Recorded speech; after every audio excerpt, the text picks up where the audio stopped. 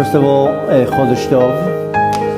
It's Rosh Chodesh Kislev, probably one of the best months of the year, which I don't want to talk Lashon Hara about other months, but this is a very, very auspicious and powerful month. I don't know if you were here yesterday, if you got to see the short snippet video we put online, but I'm just going to share it very quickly, that there is a segula, a remedy, from a very great Mekubal, a great sage known in teachings of Kabbalah. His name is Rabbi Palagi. He lived about 200 plus years ago. And he gives a remedy that for anyone that will be able to, from today, Rosh Chodesh Kislev, till the last day of Hanukkah, not complain about anything, then he or she will see a huge miracle in their life. Starting now or starting this morning? Today. Starting. I already. Now. So we'll give you a discount starting now. But it's not only not complaining, it's also being thankful and appreciative and praising Hashem, what's called Shevach Vehodaya. And we praise Hashem and we thank Hashem. I mean, that works together. If you thank Hashem, you don't complain. If you complain, you're not thanking Hashem. So we'll see a lot of miracles. Huge miracles in your life. Wow. So whether it's with parnasa, whether it's with marriage, whether it's with kids, whatever it is. But it's a very auspicious time, from now till the last day of Hanukkah. So definitely worth, it's not easy. Somebody, one of our students in the morning came, because I said it yesterday night, somebody came in the morning and told me, this is not easy what you told me to do. And like every word that comes out of my mouth, I have to think. I said, well, good. Now you put a filter system on your brain, then you should filter your thoughts and your emotions and your speech. And I didn't say it's easy. I just said what you need to do. And needless to say that we complain a lot. I mean, we're Jews. So it's in our blood. It's in our blood. I think Rabbi Palagi is a great Mekubal, unbelievable teaching. I think he died 210 years ago, 220 years ago. Don't get me on the dates. He's a descendant of one of the students of the Ari Kadosh. I believe he was born in Turkey, but nevertheless known to be as a great Mekubal, not just giving commentary on the Torah, rather a great teacher in Kabbalah. But nevertheless, that's just so we have something to start the month with, and Bezrat Hashem, it is the month of miracles, so we need to do something. Yesterday we had an amazing class at night, the Zohar class, where I briefly we'll just give a quick synopsis. You can find the video online, where we question how come Rivka was praying for Hashem for 20 years to get pregnant. Then the parasha says that Yaakov just stepped in, and right away she got pregnant. So the Pshat, Rashi says that of course it worked for Yitzchak. He's a son of a tzaddik, and Rivka is a daughter of a rasha, of a wicked person. So when Yaakov stepped in, then it worked. But the Zohar added and said, no, it worked because he offered a sacrifice before praying. And because he offered the sacrifice, that's why the Torah says, Vayi'ater Hashem turned around to him, because there was a sacrifice. And go look at the class, it's very interesting. But the punchline was that before we pray, before we want something, we have to sacrifice something. Now we don't have a Bet HaMikdash to put a bull on the altar, but you can sacrifice half an hour of your time to help somebody, and you can sacrifice a little bit of the money that instead of buying yourself a nice new shirt, then it goes to somebody in need. And we have to do a sacrifice. So when I want something to come to my direction, I have to first give something, to offer something. That will give me a very great remedy. I don't like using the word remedy, but will give me a zchut, hitorerut, an awakening that something will come to my direction. So with that said, knowing that the month of Kislev is a very powerful month of Nisim, of miracles, so if I want to see a miracle, then I have to also give something. And that something will be a sacrifice. Yes? How do we get that online, the Kabbalah class? Because I'd love to listen to it. The Zohar classes, they all go on my website, on YouTube, on SoundCloud. Okay. They're available everywhere. And then a month or two later, then you have the CDs. But they go on the same day, they go up online. Same day, really? Because it's around the parasha. So it will go first on YouTube and SoundCloud, iTunes, not iTunes, how do you call it? How do you call that? Not the iTunes, no? That's where I'm not so familiar with all the names. But if you have an iPhone, then there's where you can hear all the podcasts. How is it called? iTunes? So it goes on iTunes too, and I think it has a different name. Whoever has iPhone, they go there. That's where the podcasts are. And then it goes on Atzmut, and nevertheless you can find it anywhere you want. So now let's learn a little bit. So all the CDs, does it say Kabbalah classes? No, the CDs in the back that you see, the orange ones or the yellow ones, it says on it Zohar. Okay. So it's named the Zohar because we're reading out of the Zohar. Even Zohar is also a form of Kabbalah. It's the original Kabbalah. But, I shouldn't say original. There's way before the Zohar that is considered Kabbalah. But we're reading out of the book of the Zohar, so we name it as Zohar. But you can find it anywhere. And the advantage with SoundCloud and iTunes that you can download the MP3. So you don't have to necessarily be on the application or the website. YouTube, the advantage with YouTube is a video, and sometimes there's on the editing, there's on the video stuff that you want to see, images or letters. So video is usually better, it's visual. But the highest priority is to sit here, not to sit behind a screen. Because when you sit behind a screen, or if you have earplugs in your phone, in your ear, you're filtering 90% of the Kedusha. So you sit here, whether you understand or not, whether you listen, whether you are sleeping or not, the Kedusha, the holy words already penetrate your bones, and that's a total different level. Yeah. So let's continue with our class. We are, like I said, in the month of Kislev, the Rosh Chodesh of the month of Kislev. And today I want to talk about something a little bit different. Every month we talk about what I can learn about something more significant about the month and how can I apply it into my life. So today I want to talk about something that is might seem not so connected to the topic, but nevertheless something that we all share. Some of us like it more, some of us like it even more than the others. And that's something that we do every day, all of us. All human beings, at some point in the day, they go to sleep. And some people, they love sleeping. They hug their pillow, and they're there for 8 hours, sometimes 12 hours. So, but we all sleep. Now, when you're looking at the whole idea, sleeping is a very weird thing. I always say, I think we can definitely get rid of this whole thing. It's a waste of space. Can you imagine if we wouldn't sleep, we wouldn't need bedrooms. We wouldn't need beds. We wouldn't need sheets. It's a waste of time. It's literally a waste of time. Somebody yesterday, it doesn't matter, wanted to see me. I told him I have a lot of things to do. I'm going to be busy all night. And then in the morning when he saw me, so he told me, why didn't you send me a message before you went to sleep? So I told him, because I didn't go to sleep yet. So I didn't send you the message yet. He says, what do you mean you didn't go to sleep? So I said, I have a long night. Sometimes I don't sleep. There's so much to do. Then I'll sleep the next day, or I'll catch a nap in the afternoon. But I totally think sleeping is such a waste of time. You can imagine what you can do in those 8 hours. But nevertheless, we end up sleeping a third of our life. And some people much more. But and some people a little bit less. We're not going to now calculate the hours, but about a third of our life we sleep. What a waste of time. Now, we are in the doorstep. Mashiach is here, in case you didn't notice.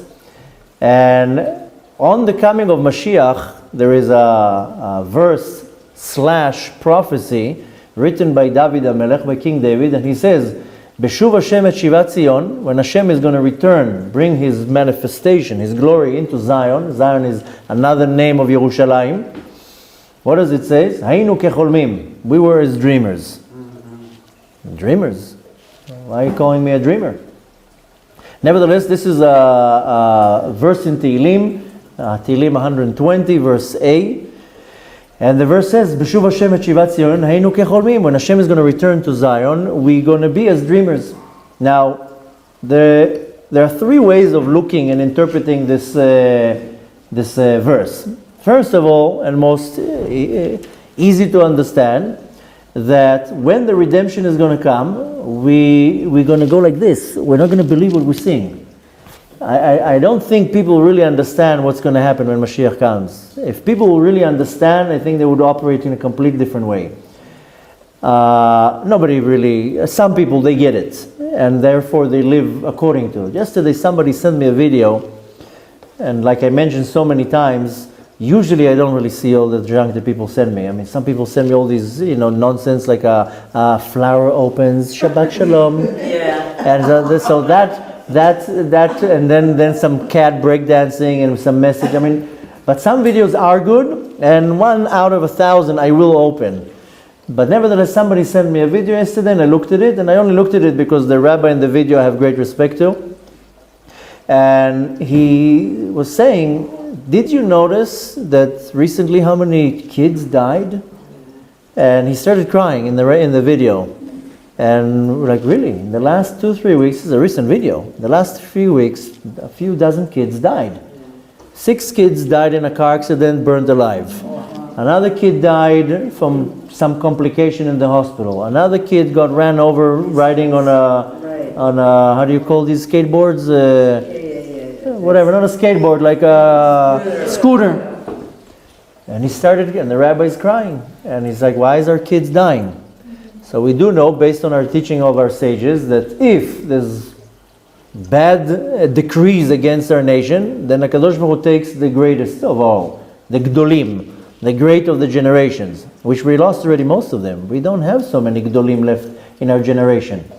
And this Ma'amar Chazal, our sages saying, if there's no Gdolim, then I take the kids. And the reason why this world is even sustained is because of the kids. Because we don't have any merits. We think our prayer is worth anything. The same mouth that lies and cheats and slanders and says lashon hara. What power does my mouth have? What is my actions worth? The kids are the power. When Haman wanted to kill us, then what did Mordechai do? He got the kids together. But nevertheless, then as I'm listening to the video, then my wife comes and says, what's going on here? Who's crying? So she starts listening, and then I pause the video, and she tells me, why do you think all this is happening? That kids are dying. What is Hashem trying to tell us? What are we doing? We're not doing so well? I told her, are you kidding me? Have you listened to how much lashon hara is going around here? How much lying? How much hate? How much jealousy? How much, sinat chinam, a division? And where are you living in a dream? You didn't notice what's going on? So, and then I press play again, and that's what he's saying. There's too much sinat chinam. There's hate. There's this and that. The point is that if people would understand what it means, the coming of Mashiach, people will not lie, will not cheat, will not slander, and not do anything. So, the first interpretation of that we were as dreamers, when we're going to see it, we're not going to believe what our eyes see. People are going to be like, what? People will not believe. If somebody has, first of all, you have to have the merit to survive. But the first interpretation that we will be like dreamers. We're going to feel that we're dreaming. What am I dreaming? Pinch me. I don't believe what I'm seeing. This is a very simple explanation. The second option is that once we're going to see the level of godly revelation at the time of the redemption, we're going to look back and we're going to be like, that was like a dream. A lot of people ask me about my personal near-death experience. They told me, how can you kind of summarize? You saw the people that came outside. They were like asking me also questions. Do you think I can tell you a whole story in 2 minutes? No, just tell me the highlights. So, what did you see there? Well, I saw you. Really? You saw me? No. So the point is that when I need to explain how it felt or what I saw, the real reality is there. The reality here it's like when you have a dream and then you think the dream is real, and then you wake up and like, oh, it was only a dream. This is the reality. I can touch myself and I feel. Then the other way around is that this is the dream.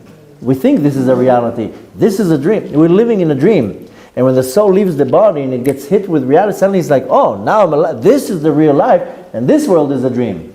So the second interpretation, Haynu kecholmim, our eyes are going to open up. We'll see the real reality of the universe, and we'll understand that this time, what we are in now, was it like a dream? Because our reality right now is an illusion. We're not really here right now. We're not really talking right now. You think you hear my voice right now? Who said that you hear my voice right now? There is a teaching, of Kabbalah. Many people don't want to agree or to acknowledge it. But who said you're hearing right now my voice? This teachings of Kabbalah explains that right now our souls are interacting in a very unique way. So our soul, my soul, is transmitting information, and your soul is receiving this information, and it's being translated in your mind, and you are thinking, or you perceive it as that you hear my voice. There's no voice right now. You're not hearing my voice. I'm not even here. We're sitting somewhere in a different realm, and this is an illusion right now. But we're not going to get into that too much, because that's where people start losing their balance, and what's going on, you sound a little bit cuckoo. But the reality is, Mashiach is going to come, we will see, you said the matrix. Yeah, this is some type of, I don't want to call it a software, but this is all an illusion. And that's what I really saw in the most profound way in my near-death experience, how this world is an illusion, how everything dissolved and there's nothing here. The real world doesn't really exist. But nevertheless, it's not our topic, and I don't want to start messing with people's mind, because then people start completely losing their hands and legs. But the reality is that this reality is an illusion. It doesn't really exist.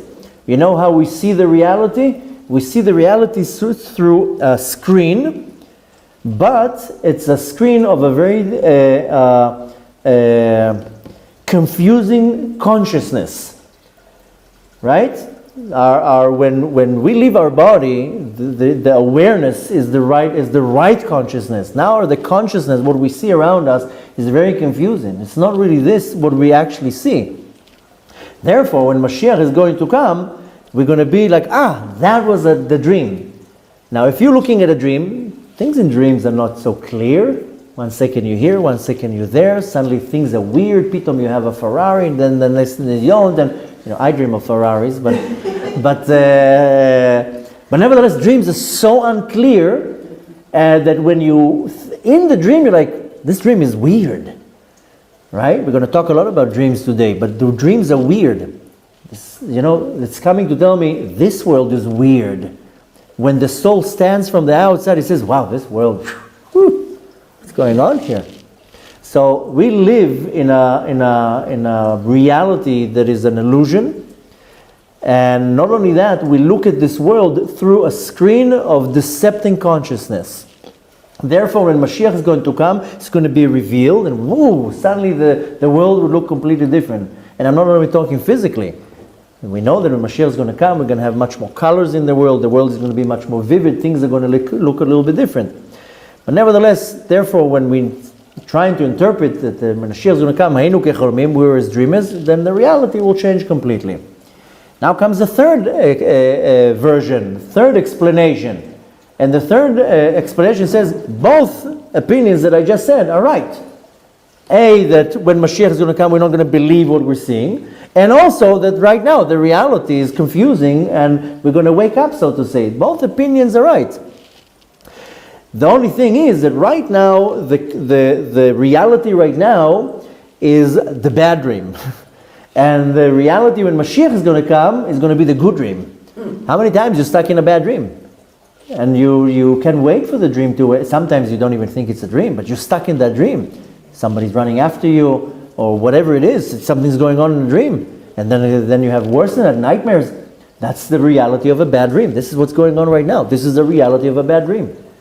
A few years ago, my sister lost her husband. She was very young. He was young. He went for a jog, got a heart attack and died. He was 40 years old. My sister was 37 years old, was left with 3 kids, and orphans, a widow. And she kept, when I came to the funeral and for the Shiva, she kept saying, this is a bad dream. It's just a bad dream. She's like, I'm waiting to wake up. And I'm like, you're not going to wake up. I mean, that's the reality. Sorry to tell you, it's not a dream. So sometimes you're stuck in a bad dream and you saved because somebody woke you up. Right now, this reality is the bad dream. When Mashiach is going to come, it's going to be the good dream. The only thing that is required from us right now is to switch the dreams. Or to say in other words, is to wake up. Wake up when you're in this world. Don't live the world as the bad dream. We're living the world in a bad dream right now. One person has a problem with health, another person has a problem with money, and we all have problems. It's a bad dream. Sometimes the dream is a nightmare, what you have to deal with. Nevertheless, the point is, that's what we're going to talk about today, is wake up. You have to wake up while you're in this world. Don't wake up when you leave the world. And this is called, in the verse, in the way of our sages, tikkun olam. You have to correct the world right now. You can't correct anything when you leave the world. So with this very short / long introduction, I have mentioned a couple times already that every month in the year has a letter that empowers the month, has a tribe that it corresponds to, and so many different things. And one of the things that I always touch, and we talk about it a lot in these classes, that every month has a sense. Do you remember what was the last month's sense? The smelling. Very good. And usually the sense is connected to the tribe. Sight. So first of all, this month is the month of Kislev, and the sense of this month is a very unique one. It's the sense of sleeping. So believe it or not, there is a sense of sleeping.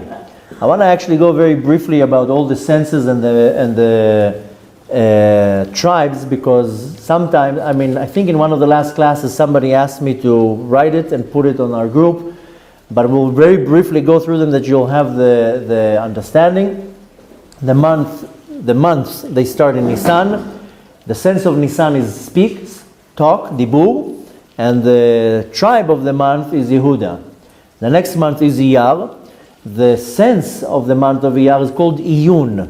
Iyun, I think it will either be correct to say either inspection or study.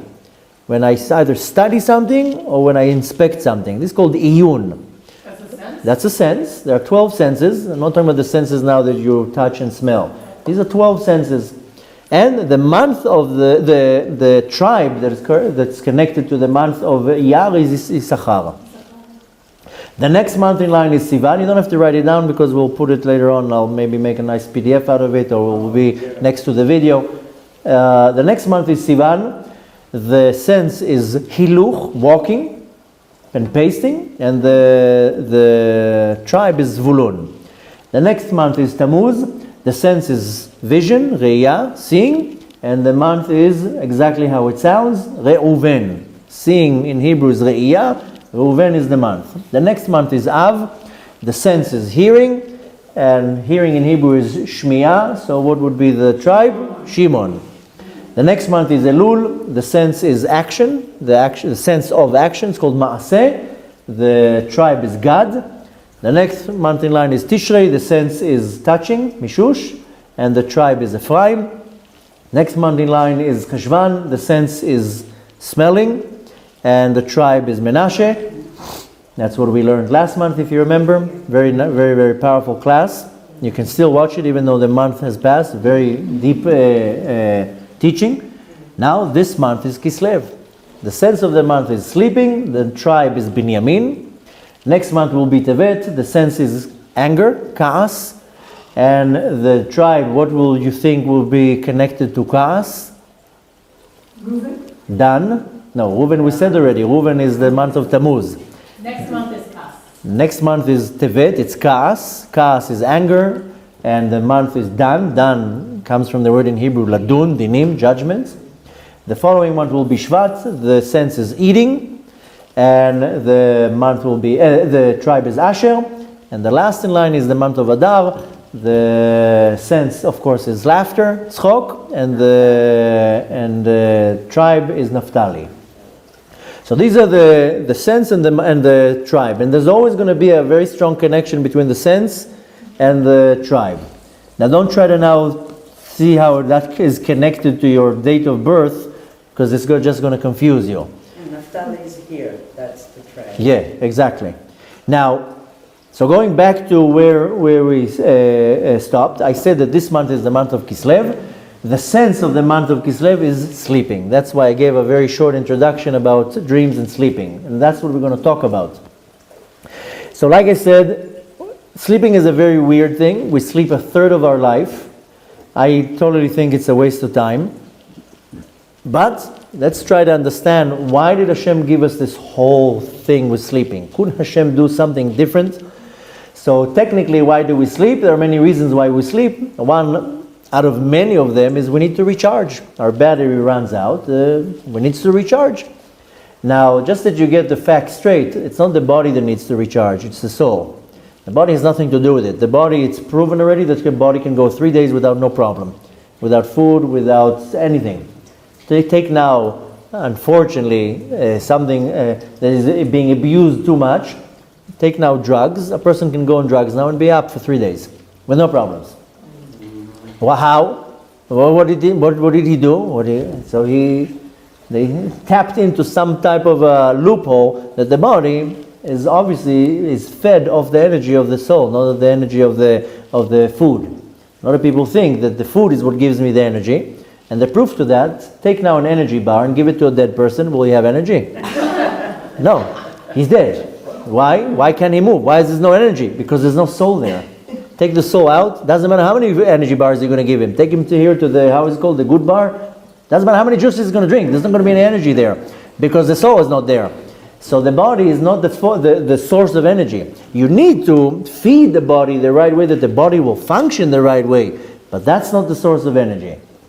Energy comes only from the soul. So at night when you feel sleepy, it's because your soul is depleted.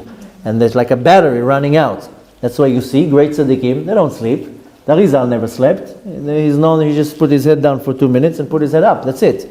But we know the great tzaddikim, they don't sleep. Why? Because their soul is full of energy. We go to sleep because our soul ran out of energy. And not because I was running all day long and doing errands. Because I lied today. And I cheated. And I said Lashon Hara. And I slandered. And I stole. And I did all these sins. So I have a balloon full of air. And then I pump the balloon with air because I put tefillin on, and I say brachot, and I learn Torah, and I do so many things. I pump the balloon with air, and then I go and say one line, I poke a hole in the balloon. All the air is coming out. Sorry for the sound effects, but it's, I have to be considerate for the ones who are hearing it on audio. They don't see my faces, so it has to be sound effects.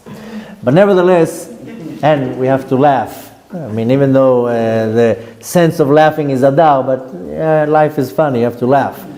But nevertheless, we pump our soul with so much energy. If I put tefillin on, this is like a gazillion megabytes of energy that no human being can fathom what tefillin does to me when I put it for 5 minutes on my hand.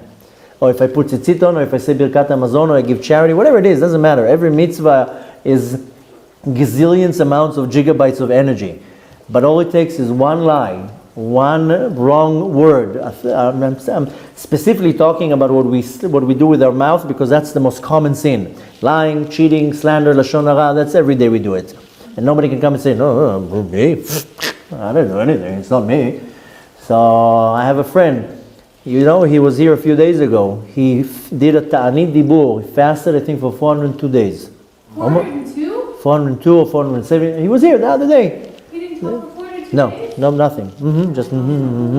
Wow. That's, you can say, the person didn't lie, he didn't slander, he didn't say lashon hara, he didn't say anything with his mouth. He would only say brachot, only pray.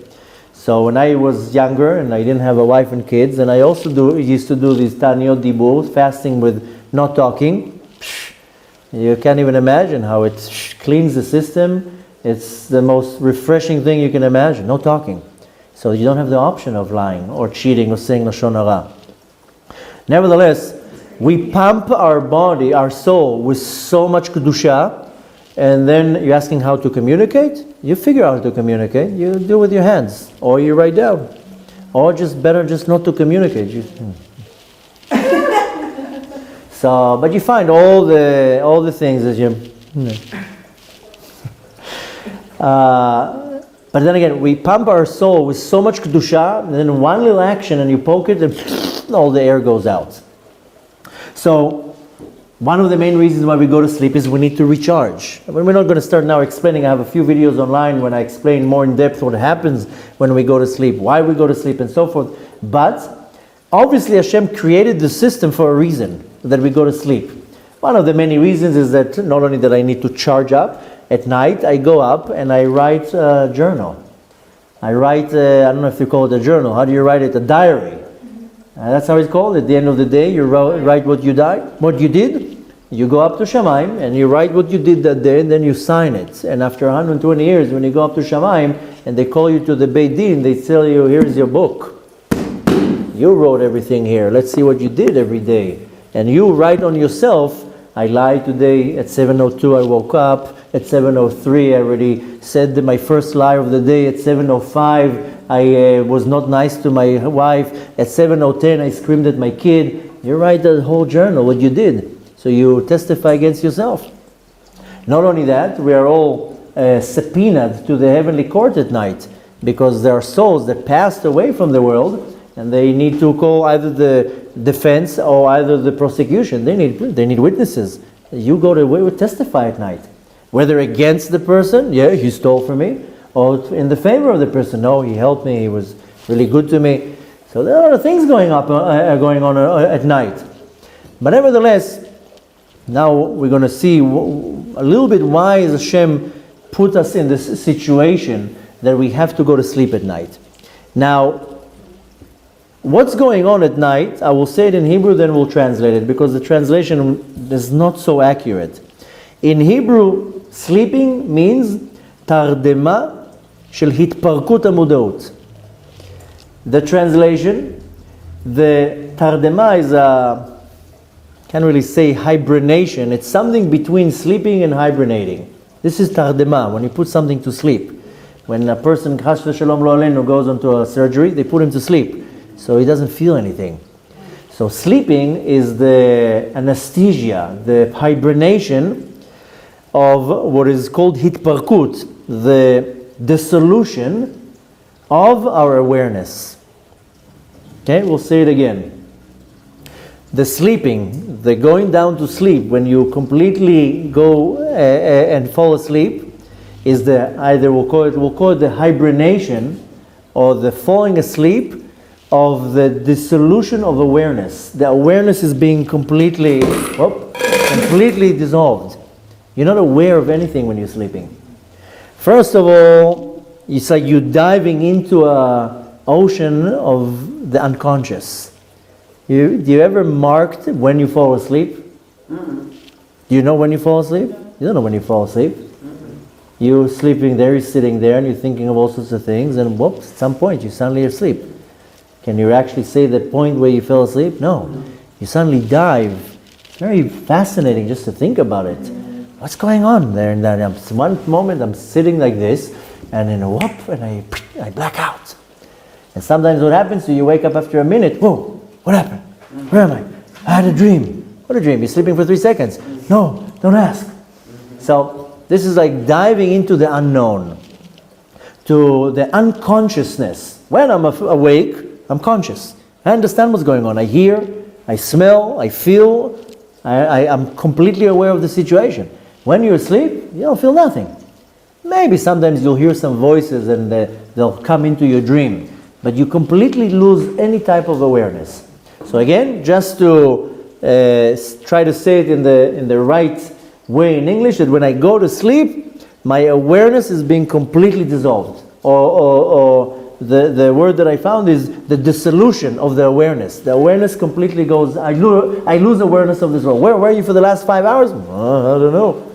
How many times people, they get drunk, they wake up in the morning. Where am I? Who are you? So that's what happens to us at night. Suddenly I'm not there. I'm not anywhere. What happens when you're sleepwalking? I used to do that. What happens when you're sleepwalking? That's, it means spiritually? Yeah. That I don't know. I think you asked me that once already. I did? I think so. I don't remember.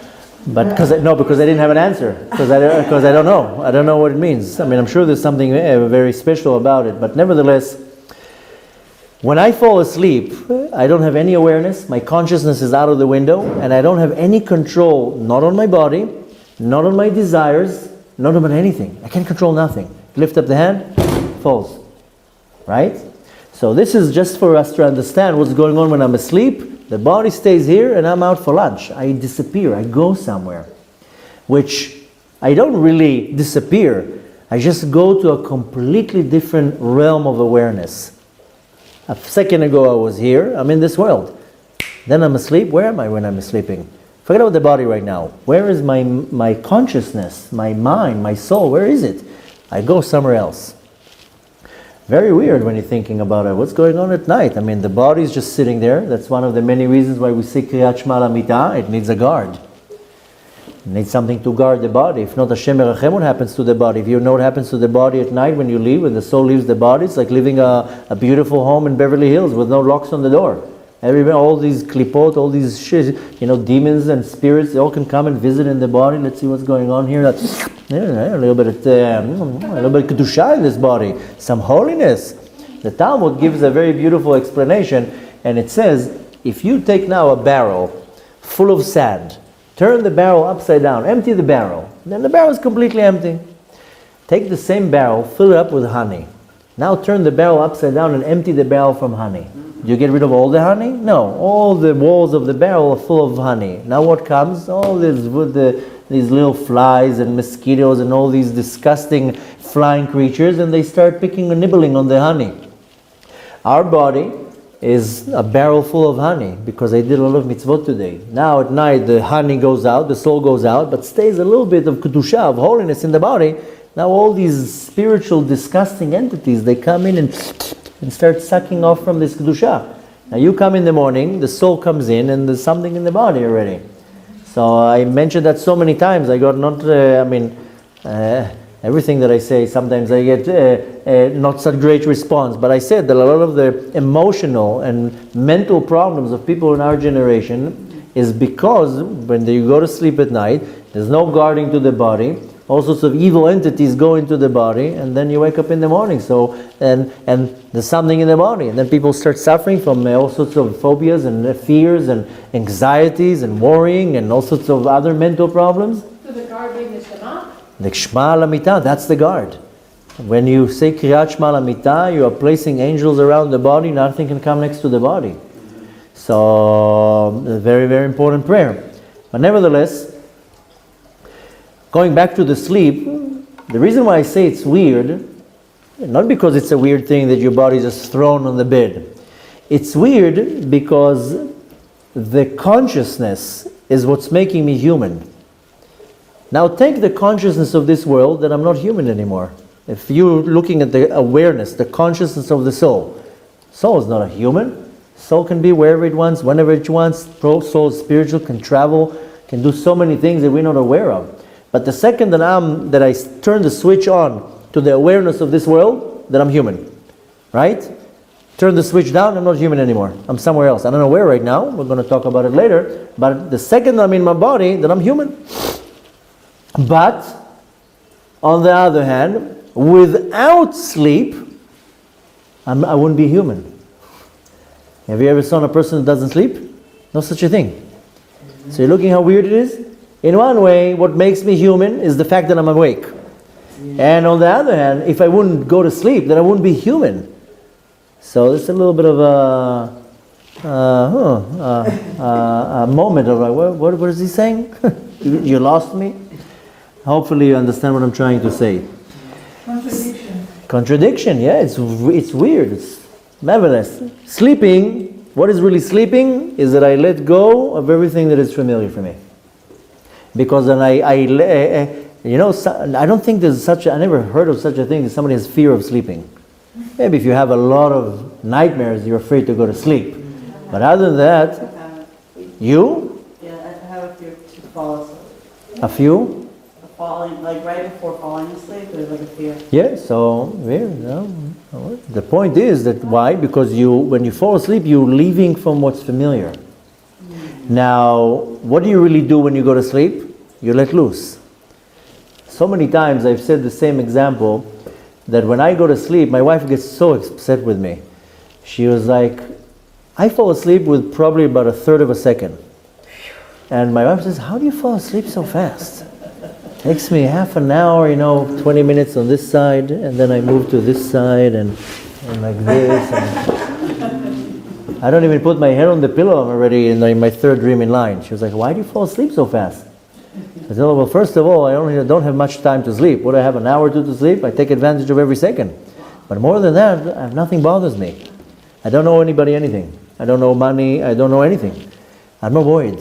I have 100% trust in the Kadosh Baruch Hu, so nothing bothers me, so my mind is not running at night when I'm, people sit in bed, what do they have to think about? Oh my gosh, how am I paying the rent tomorrow? Oh my gosh, that person said this about me, and that person did that, and you have all these problems and so many things in your mind, you can't fall asleep. Now when you're not worried about anything, you put all your trust in Hashem's hands, I don't owe anybody anything, so you fall asleep right away. That's letting go, you let loose. So before you fall asleep, if you're still not letting go of something, then you're not going to fall asleep. So the right way of falling asleep is you let loose. Yeah, it's now time to turn the switch off. It has to be the same speed of turning a switch down, and you're out. Now, let's see what was the first time that the Torah is talking about sleeping. We always have to go to the original, to the source. And the Torah is the source. Everything is in the Torah. What is the first time that we read about sleeping in the Torah? That's what I thought initially. Adam HaRishon. Very good. Yeah? Adam and Chava. Yeah? Before Chava actually. Adam HaRishon. It says, Vayapel alav tardema. Kadosh Baruch Hu gave him anesthesia and he went down. Now, what's really the connection between Adam and Chava? What is the whole point of Adam and Chava? Is the first connection between a me and something else. Before Chava, there was only Adam. There was only one person. Nobody to bother him, nobody to talk to. He never had any type of a relationship or any type of conversation by there's me and there's a you. Can you imagine there's only one person in the world? And he lives his life and he's very happy. And one day he sees a mirror. Ooh, what is this? You know where you see it's funny? When you see it with little kids. And sometimes you see it with pets. I used to have a lot of animals when I grew up. And you put a pet, a dog or something in front of a mirror, they're like, what's going on here?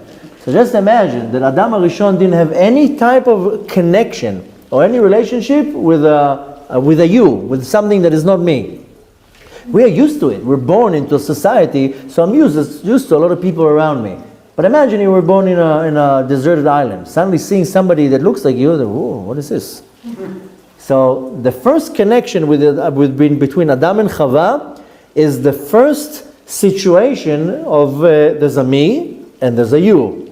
This is a big problem with our generation, and I can only speak to our generation, is that there's a me and there's a me. So that's most people. There's no you, there's me. Here is the first time that there's a me and there's a you, there's Adam and Chava. Now, what do we learn from this? That in order to bring to this meeting, to this type of meeting between Adam and Chava, had to be sleep. Because technically, Kadosh Baruch Hu would have gone, ta-da! And Chava would appear. So if the Kadosh Baruch Hu puts Adam to sleep, and then he creates Chava, must be that in order for to be a meeting between Adam and Chava, Adam had to go to sleep. Had to be some type of letting go of the reality, or to go to sleep. Right. So, what do we learn from that? That we also have to fall asleep, so to say. We have to go to sleep, so I'm completely not aware of the situation, which means that I have to shut down the me, the ego. I have to completely shut down in order for me to make space for another person, that there will be some type of a relationship, that there's a me and there's a you, has to be a sleep here. So the same way that Adam had to go to sleep to have to be a relationship, then if I want to have a relationship with you, with my wife, with my kids, doesn't matter, first of all has to be asleep, and that putting to sleep is to putting the me to sleep. This hibernation. You have to go to sleep. Now, this is in general what it means, the sense of sleeping. Sense of touching, I can understand. Smelling, hearing, sleeping. What kind of a sense is that? This is the sense of sleeping. That I know how to shut down the me. That's why it's called a sense. The ability, let me put it in words, sleeping, the sense of sleeping is the ability to let go from what's familiar to me and to open to something completely new.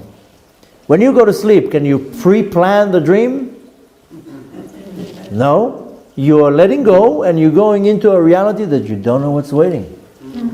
Sometimes people have a repetitive dream. Okay, that's pretty rare. But when you go to sleep, I mean, the reason why I love sleeping is the dreams. It's just unbelievable. I mean, my dreams are like Hollywood.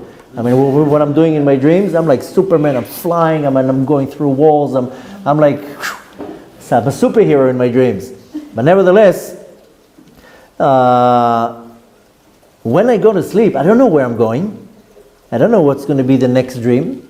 So sleeping is really the ability to let go of what's familiar to me, to put it aside, now to open my receptives to let me see something new. And that's really the relationship of me and you. If it's just me, then it's just me. I don't care about you. And you're going to go by what I say and my opinions, and you're going to dance to my music. But that's not how you build any type of relationship. The relationship is not about me, it's about us.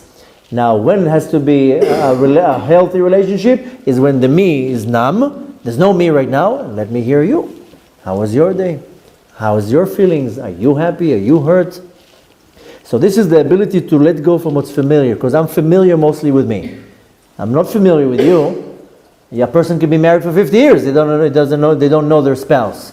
But I'm familiar with me. I know what ticks me off. I know what makes me happy. I know when I'm hungry. I know about me, but I'm the most familiar to myself. So I need to know how to let go from what's familiar to me, and then to start being open to, let's see what something else is coming.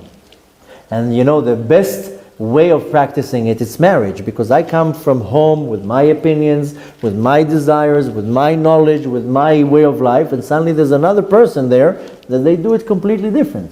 Now, if you know how to put the me to sleep, then you can benefit from somebody else. David HaMelech says that in a very clear way. Mikol melamdai eskalti. I've learned from all my teachers. If I know how to humble myself, for sure I'm going to learn from each and every one of you anything. I can't come and say, oh, I'm so smart, I can do it. You don't need to teach me anything. Who has the chutzpah to say such a thing? Maybe an egomaniac can say such a thing. But a smart person says, I'm sure that you and each and every one of you can teach me so many things. If I humble myself, you'll probably surprise me. So, I need to know, again, we'll summarize it again and I'll repeat it again. The sense of sleeping, it's important to understand it, is the ability to let go from what's familiar to me and to open to somebody else and to look at something in a completely different way. Now in a dream, it happens whether you want it or not. You're in that reality. Now, sleeping is not just to fall asleep. In English, the words not always fit well, because in Hebrew, to sleep, it's called lishon. Sheina. But to fall asleep, it's a whole different words. It's called lihiradem or hardama. It's two different things. Here I have the action of sleeping. Here I have the action of falling asleep. Some people takes them 10 hours to fall asleep. Well, not 10 hours. Some people takes them a whole hour to fall asleep. 2 hours, toss and turn, and they go crazy. So the falling of the sleep is not necessarily the actual sleeping, but nevertheless the action of sleeping is not just to fall asleep, rather is to be able to bring the motion of sleeping and the relaxation into my awareness. Now, can you imagine falling asleep and you know that you are asleep, but you are in full awareness of what's going on? That, of course it's possible. So some people, they train themselves how to do it, is that you fall asleep. You're sleeping, you're totally aware of what's going on. So again, here there's the tricky words. So I'm going to use just the English words, but the falling asleep has nothing to do with the sleeping right now. The sleeping is one thing, and the falling asleep is a whole different action. Now, when I fall asleep, what I do is I, so to say, I bring the relaxation, the letting go, the sleeping into my awareness, right? And this is a level, a state that can cause unbelievable changes in my life. If I'm able to take the relaxation, I mean, sleeping is fun at the end of the day. I don't know many people that don't like sleeping. Most people, they love sleeping. It's relaxing, it's comforting, it's warm, it's, you don't have to think of anything, no worries, no problems.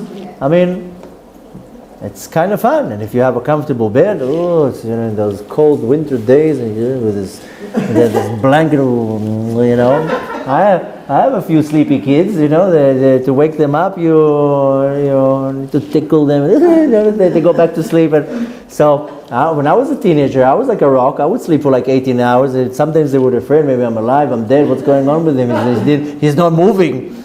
But nevertheless, and I'm not talking about the endorphins now that are being released in the brain when you're sleeping, and it does give some type of pleasure. But nevertheless, when I fall asleep, there's some type of relaxation there, because I don't have to think of anything. And you know that in dreams, if you're thinking about it, sometimes you can reach to a level in a dream that you're not worried. If the dream is good, you're not worried in the dream. Things just take care of themselves in the dream. And that's the kind of the awareness of a soul. The soul doesn't worry about rent, and the soul doesn't worry about what to wear today, or that the other soul said on them that they don't look nice or whatever. Souls don't really have worries. So I need to know how to be able to inject, so to say, the power of sleeping and relaxation into my awareness, that I'm awake and I'm relaxed like when I'm sleeping. When I'm able to reach to such a level, I can make huge changes in my life. Is to be able to bring the state of sleeping and relaxation into my life when I'm awake and I'm aware. Now, what's the connection between the sleeping and the month of Kislev? So there are many reasons, bless you, many reasons why Kislev, there's some type of a connection to sleeping. First of all, Kislev is the month that has the longest nights. So, longest nights, you sleep the most. More than that, there are 10 times in the Torah that the Torah is talking about a dream. 9 of them are read in the month of Kislev, in 3 parashot and in the month of Kislev. 10 times in the Torah it's talking about dreams. 9 of them are read in the month of Kislev. We have the dream of Yaakov, we have the dream of Lavan, we have the dreams of Yosef, we have the dream of Paro, we have the dream of his servants. Remember Sarah Mashkim and Sarofim? All these dreams, they're all in the month, that's when we read them, in the month of Kislev. More than that, we're going to celebrate Be'ezrat Hashem in a few weeks Hanukkah, best holiday in the year. And what is really the significance of Hanukkah? I know we celebrate the miracle of the oil, but really we're celebrating the victory of the Maccabim. They were dreamers. Can you imagine? It's a group of a few men, and they're going against an army. You can only do that when you dream. So you have to be a dreamer, a believer, but a dreamer. So we see a great connection between Kislev and the power of sleeping. Now, if you're looking at the tribe of the month, it's Binyamin, in a very not such a direct way, in an indirect way, the descendants, the offsprings of Binyamin they were called Dorchei Kashkeshet. That means archers. You know, in our army, now there's the Air Force, there's the tanks, there's whatever it is. In the olden armies, didn't have an Air Force, so there were archers, there were the ones with the swords, there was different types. So the ones that went to the army, because if you remember, when Moshe Rabbeinu went into wars, later on also David HaMelech, in the beginning they took 1,000 men from each tribe. That was the army, 12,000 men. Every tribe had to give 1,000. The descendants of Binyamin, they were archers. That was their job in the army. And an arch, you know, what's the sign of the month of the Kislev? Is Sagittarius, is a kashat, bow and arrow. So again, we see another connection. between the month of the tribe of the month Benjamin and so forth. Not only that, the Sagittarius in Hebrew it's called kashat. Kashat is an archer, and kashat is the same letters of keshet. Keshet is a bow, a rainbow or a bow. Now the bow is a perfect parable to the power of releasing. I mean, what are we talking about? When we go to sleep, you need to know how to release tension, and you become calm, and then you fall asleep. If you tense, you're not going to fall asleep. You have a court case, the next day, you don't sleep so well. But that's, if you remember, we talked about last week about the greatness of Avraham Avinu. When it says that Avraham Avinu went to sacrifice Yitzchak, it says how great he was. Vayashkem Avraham baboker. He woke up early in the morning to do a mitzvah. So we added another question here. Vayashkem, he woke up. Who will go to sleep? How did he go to sleep even? He knows that the next day he has to slaughter his son and he goes to sleep? That's, you see, the level of emunah. The fact that he woke up in the morning, that's very nice. How did he fall asleep? So the fact that he woke up means that he fell asleep, then that shows you what a level of emunah, that the next day he has to go slaughter his son and he goes to sleep. Any other normal human beings will just sit and bite their nails all night. But nevertheless, the whole idea of sleeping is that you really, when you know how to let go, in Hebrew it's called harpaya, that I completely let go. But how do you let go? Is how do you reach to this level of relaxation, complete relaxation? Is when you let go from tense, from pressure, from something that is tense. And this is the perfect parable of a bow and arrow. When is the arrow released? You stretch, a lot of tension. Then when you release, the arrow goes off and you release all the tension. So you see again the connection, how beautiful the connection between the sign, the sense and so forth. So let's talk about another thing, then we'll get to our conclusion. I spoke about it many times, that if you're imagine in your mind a pie, and the pie is divided to 12 months. So it means there's always going to be 1 month in front of another month. If you remember in this type of classes, we talked about a lot, how one time a month is in front of a month. What is the month that is in front of Kislev? If you imagine a pie, then the month that is in front of Kislev is the month of, any idea? The month of Sivan. Just divide the pie in 12. So you have 6 and 6. So in front of Kislev you have Sivan. Now Sivan, what is the sense of Sivan? I mentioned it before, walking. The point of walking. The senses are completely opposite. Wow. Sivan is walking, and it's not really walking, because in Hebrew it's called hiluch. Hiluch means to move forward, constantly to move forward. In Hebrew it's called hiluch, you can translate it as walking. But on Kislev it's sleeping, the complete opposite. Now, our life, our journey in this world always has to start with walking. What is Avraham Avinu? Lech lecha. First you start walking. After you finish walking, then you get to a point that you stop. You start your life, you want to go to college, whatever it is, and then when do you go to, when you retire? Pension? 60 years, I already walked, I did everything, now it's time to relax. I'm 60, I'm 70, I'm 80. So the way how we look at this world is first you start with walking. After you're done walking, then you can reach to a point that you can relax. So now the thing is that when you relax, doesn't mean it stops you from walking or from moving forward. Rather, it brings you to the point that you're able to continue growing and moving forward, but from a state of relaxation and not from hard work. And this is really the power that is hidden in the month of Kislev. To continue moving, but with tension and pressure, then that's not fun.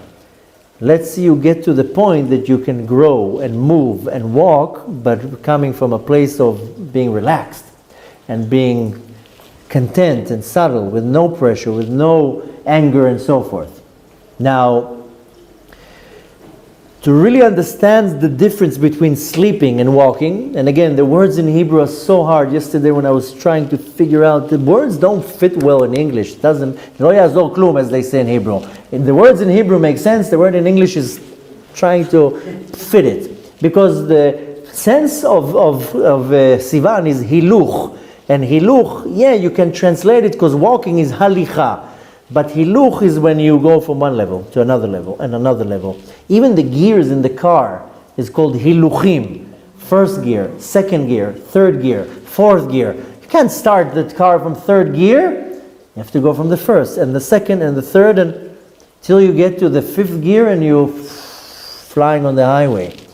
You don't switch gears on the highway. You just fly on the last gear is just go. But the first gear, if you know a little bit about mechanics, especially in cars, I used to drive a truck for a while. When I was young, not that I'm a dinosaur now, but when I was younger, I went to the United States and I wanted to make money. I mean, I came to the land of opportunities and I'm like, I'm coming back to Israel with those millions. So I was looking for how do you make money. And at the time, what was a good way to make money is to drive an 18-wheeler, those massive trucks. It was such a beautiful experience. I was in all over the United States, one day here, one day there, and I made a lot of money. But nevertheless, you have sometimes these trucks, they have 18 gears, 20 depends on the truck, 12 gears.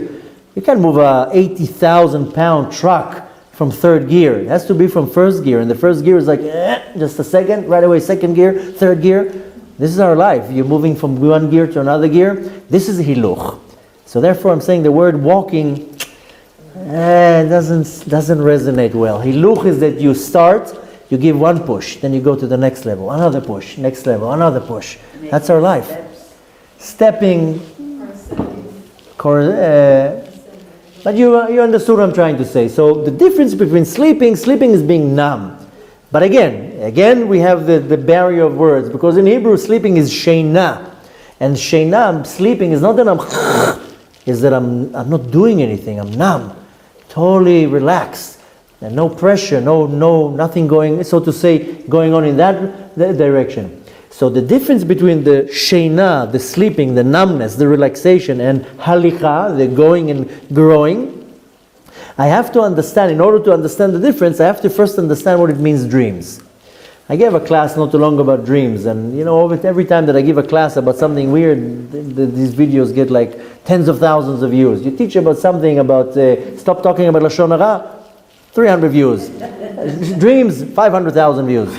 So we have to first understand what it means, dreams. This is a big enigma in our life. Many people try to figure out what dreams are.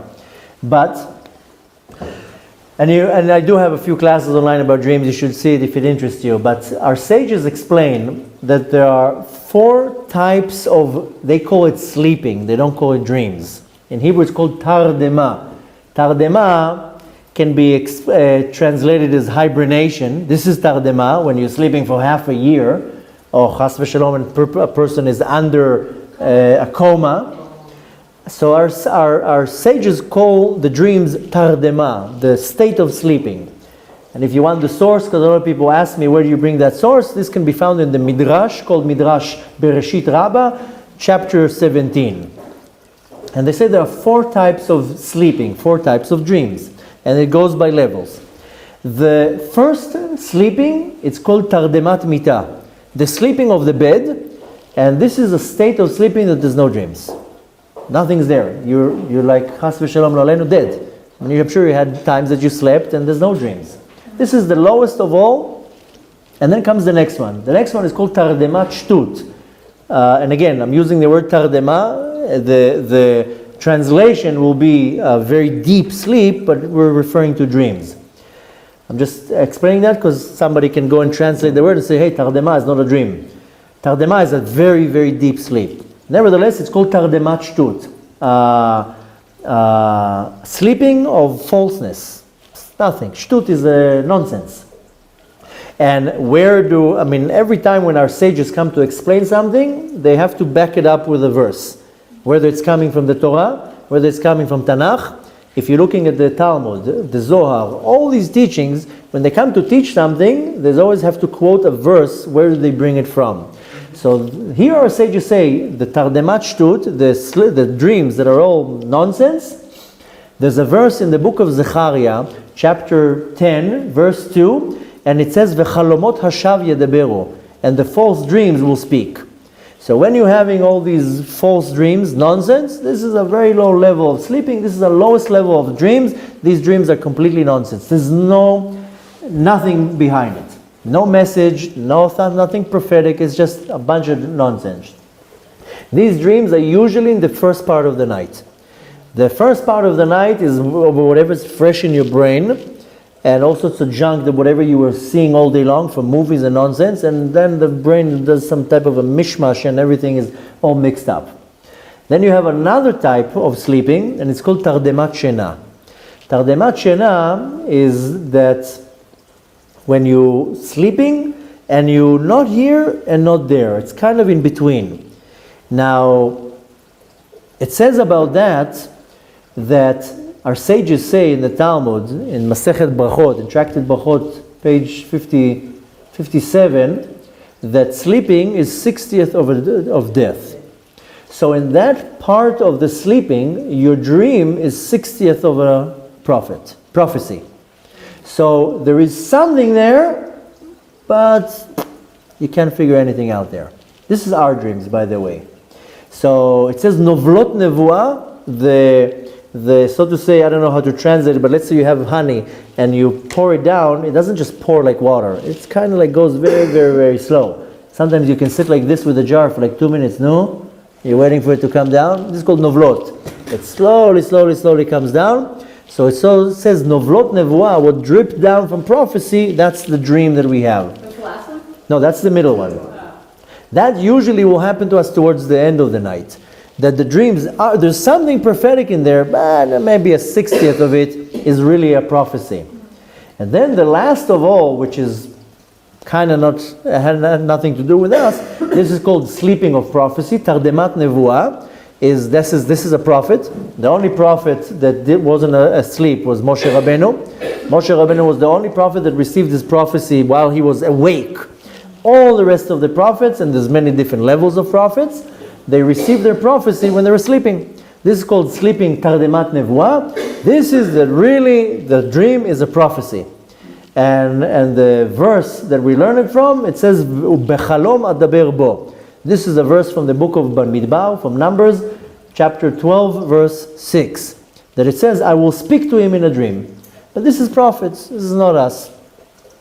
A lot of people think, a lot of people dream, they have very powerful dreams, and then they try to analyze it. And don't get me wrong, there is a lot of prophecy in the dreams. The problem is that if it's not 100%, then you start mixing it up and you start understanding from it what you want to understand from it. Therefore, don't try to even figure out your dreams. But nevertheless, how do you tell the difference between a dream that is a prophecy than a dream that is nonsense? I would want to know. When I wake up in the morning, I have all messages that I came from above, and I don't want to go in length about it. I have 2 very long lectures online about dreams where I give a lot of more information about the prophecy within the dream. A normal person like us can have a prophetic dream? Yeah, 100%. Normal person can have a prophetic dream. Wow. The thing is that it can come, like I said before, that it's called tardemat shena, that it's in between. So the same way that sleeping is 60 of a death, then the dream can be 60th of a prophecy. So it's not 100%. But I'm not negating. I do know there are some people that they will get a very powerful message in a dream, and it's mamash a prophetic dream. So I'm not chas v'shalom negating. I'm not chas v'shalom saying, when somebody comes to me with a dream, I don't brush them off and tell them, you cuckoo. No, I understand. I believe that any person, especially when you put it one to the test. Do one day that you don't lie, you don't cheat, you don't slander, you don't do anything wrong. You really guard yourself. Learn Torah the whole day. Do unbelievable acts of kindness. Go beyond your ability. Do the most holiest day of your life. You'll see that at night you're going to have such a powerful dream. You will get probably a prophetic message there, because you're becoming a tool, a receptive tool to receive that. So our dreams are so messed up only because when we come up to Shamayim, then we come up with a baggage full of sins. So how do you really tell the difference? Because most of the dreams that we have, it's called chalomot shav. Nothing. There's nothing to it. Now, the chalomot shav are called in our terminology sheker, a lie. It's a lie. I dream about something. It's a total lie. I mean, it's nice to dream about driving that Ferrari, but it's a lie. You're not going to have a Ferrari. Or it's a nice dream to fly, or whatever it is. Now, the thing is that why they're called a lie, I mean, the term that it's used is shav. Shav is false. But we call it sheker. Why is it called sheker, and why our dreams are a lie? Because all day long we lie. While I'm awake, I lie. So if I lie when I'm awake, then the dreams are a lie. Try not to lie one day. It's very, very hard. I told you already, when I became observant, I didn't care to wear a tzitzit or to put a yarmulke on. I wanted to refine myself. So the first thing that I got rid of was any type of habits that I didn't like. Smoking, drinking, all these habits that I had, that I didn't like them at all. I quit smoking right away. The next one was my mouth. Every word that came out of my mouth was a curse. I don't want to now say all the acronyms, the A word, the B word, the C word, all these words. Every word that came out of my mouth had a curse attached to it. I couldn't stand it that I talk like that. So I went on a cursing diet. My mouth. You want to try to say, sometimes you bump your leg into something, you say a word. Why you say that word? So I started working on my language. And then came even a harder one, that every word that came out of my mouth was a lie. I was such a liar. Business and relationships, everything was lying. Now I was like, okay, I got to stop lying. You know how hard it is to stop lying? Because all day long you lie. When are you there? 10 minutes. No, you're not. You're there in 20 minutes. Why are you lying? The GPS is showing you you're going to be there in 10 minutes, in 20 minutes. Why are you saying you're there in 10? You're a liar. Where are you now? Honey, I'm going to be home in about 5 minutes. No, you're not. You're still sitting with your friends. That's a lie. We all day long lie. Now, if you're really aware of it, you'll catch yourself that all day long we are lying. So I had to, you know what I took? I took a notebook, and every time that I lied, you know what I did? I wrote down the lie and the hour. And then I would come to the end of the day and I would open the notebook, oh my gosh, 40 lies, 50 lies, 60 lies, 100 lies, and what nonsense, nonsense. So when we stop lying, very few people are, how did Moshe Rabbeinu, when Moshe Rabbeinu had to gather a bunch of men, you know how he called them?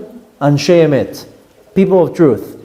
Anybody who wanted to work next to Moshe Rabbeinu had to be a person of truth. Can't be deceiving, lying, cheating, and so forth. So Moshe Rabbeinu, when Moshe Rabbeinu couldn't take it, he said, I had enough. And Hashem said, okay, no problem. Let's hire for you 70 helpers, the 70 elderlies. Go and find Anshei Emet, people of truth.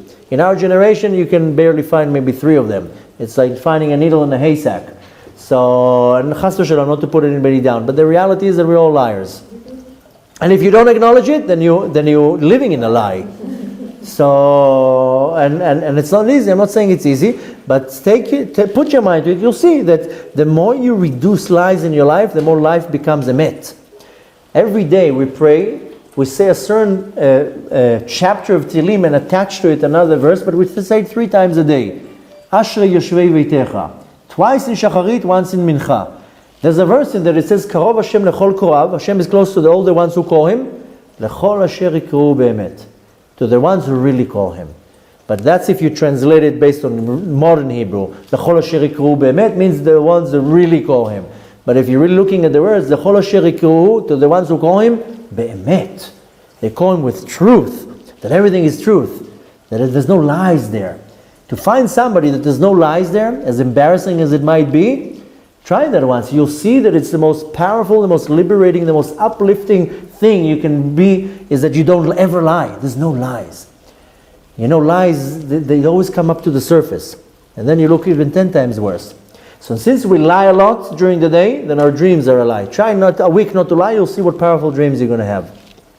I can guarantee to you that all the prophets were not liars. Not even one word of lie came out of their mouth. And the prophets, if you really learn the lives of prophets, you think they were nice people towards the people. They came to rebuke the people. Nobody liked the prophets. You think they had a fan page on Facebook with millions of followers? Eliyahu Navi was prosecuted. Everybody was running after him, wanted to kill him. All the prophets, nobody liked them. Why? Because they said the truth. And they said, you are a liar, you are a thief, you are a cheat, stop doing this. That's their job, to come and prove people. So in our generation, somebody tells the truth, everybody hates him. Because you're putting the spotlight on me right now. So Going back to the dreams. Sometimes you can get an impression of a prophecy. I'm saying impression because in Hebrew it's called roshem. It's not 100% prophecy, but you get something there. And yes, we can get it. Refine yourself, you will get it. And needless to say that a real prophecy that comes to a prophet, and we can't live in some type of a delusional that we're prophets. You know how many people I tell me that they're prophets? No, don't ask. Hashem is talking to me every day. Really? Wow. I mean, you know how many Mashiachim we have emailing to us? I'm the Mashiach and I really need to urgently meet with you. So every day we're getting a lot of prophets. I know a lot of prophets. How many emails and text messages we get? Listen, I'm a prophet. Hashem talked with me last night and he told me I have a message for you. So we're not prophets. We can't live in some delusional world that we are prophets. We're not even near to being a prophet. In order to get prophecy, you can't even have a split of a sin, even 1% of a sin. We have to be so pure, such elevated level to receive prophecies, so we're not prophets. But nevertheless, it says, our sages say, "En marhim la'adam ela mi'irurei libo." They show you in the dream what is in your heart. So just to conclude what we want to talk about today, because we went way above our time, that this month has unbelievable powers. The power that allows me that not only that I will grow what is called hiluch, what I was trying to really explain, like a gear, first gear, second gear, third gear. Sometimes you live your life for 20 years, nothing moves. Everything's the same. You don't move, you don't grow. Everything is and that will cause a person to be depressed, to be sad. Nothing changes. And it can be with your career, your relationship, your spiritual growth. If there's no growth, then you know what they say. Life is like riding a bike. If it's hard, it means you're going up. And if it's easy, it means you're going down. And if you stand in one place, then you fall. Right? I don't know many people that can stand on the bike without falling. I mean, you know the ones that go like that. But if you stand in one place, you fall. That's it is. So life has to be hard. Life is good when it's hard. It means you're growing. And if life is easy, it means you're going down. And if you don't do anything, nothing changes, you'll fall. So the month of Kislev is the month that allows me not only just to continue in my growth. If there's no growth, there's a problem. But allows me to growth in a state of relaxation and calm. When I'm relaxed.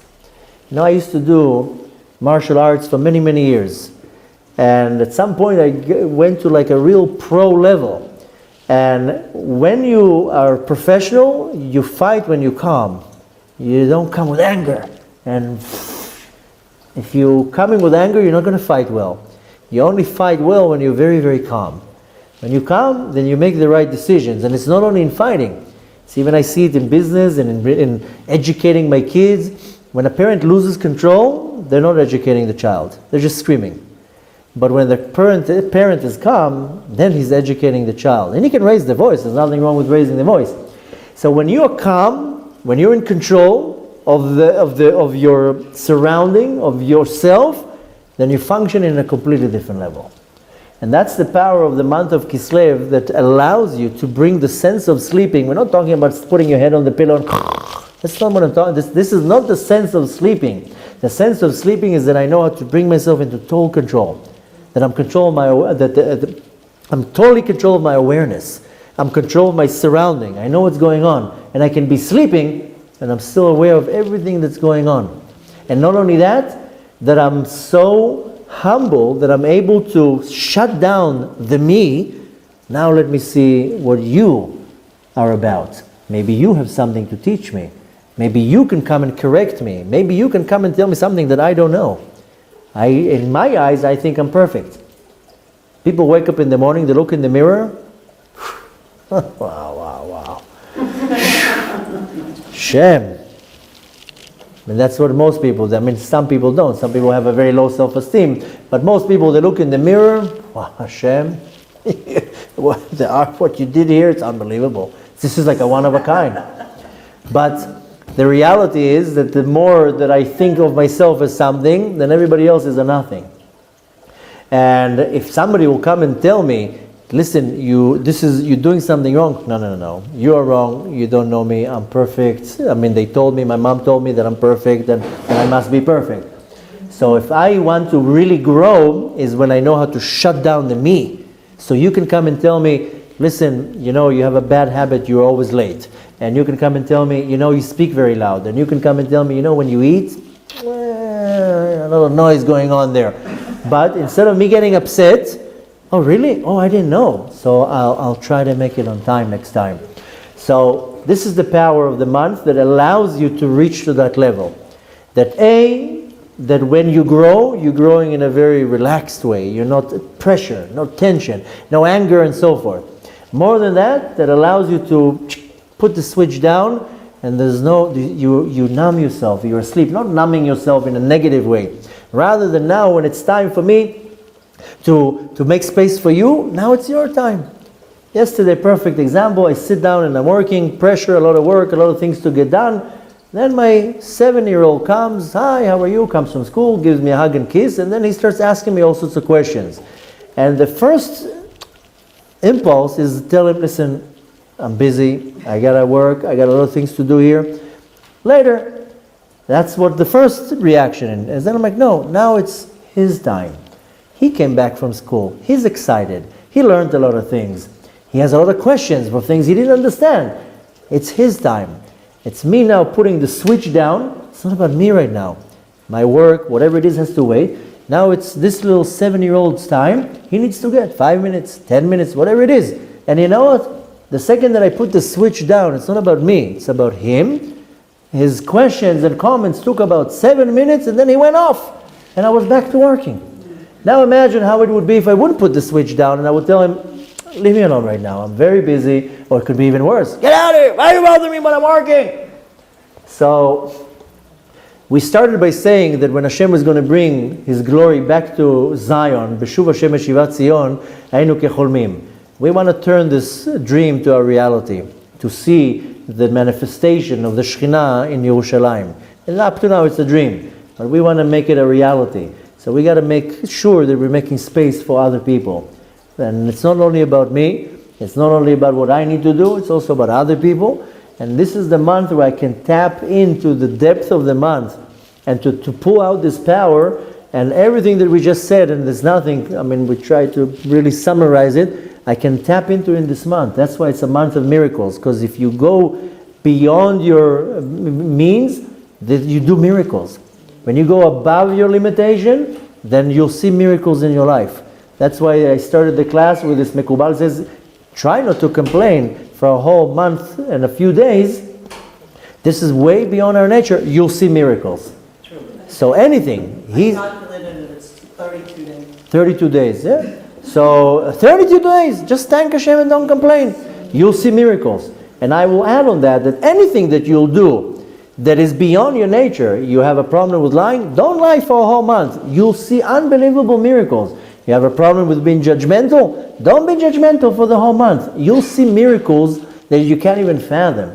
Why? Because you go beyond your nature, you bring on yourself the exact same energy back. So B'ezrat Hashem, we should really tap into the month energy and ability to go beyond our means, beyond our limitations.